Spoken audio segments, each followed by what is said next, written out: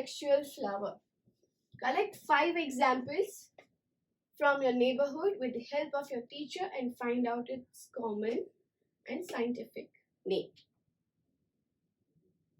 So, a flower which possesses both the reproductive structures, either stamen or carpel, is known as a bisexual flower. Now, stamen over here is male reproductive organ and carpel over here is female reproductive organ. So kids, remember, a flower which possesses both of these things, stamen and a carpel, is known as a bisexual.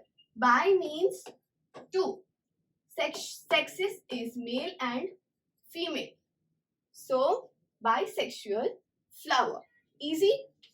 Now, let's see what are the common names of few flowers and what are the scientific name of the few flowers.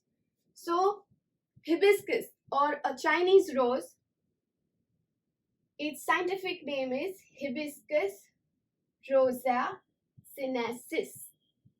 Okay. Whenever you are writing a scientific name, you have to cram this.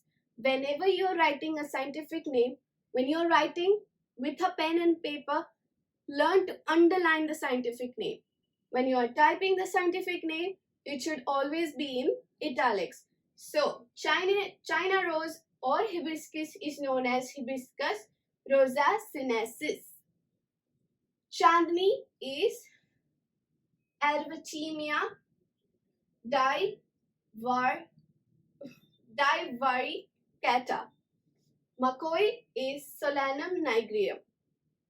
Sunflower is Helenthus annis. Lily is Lilium cadidum. So, try to remember scientific name of the following flowers. They are for China rose, it is Hibiscus rosa sinensis. For Chandni, it is Everthema divaricata. Macoy is Solanum nigrum. Sunflower is Helenthus annis. And lastly, lily is Lilium cadidum. Okay, kids? Try to cram this. It would be beneficial because there is no other way you're supposed to remember this. Okay.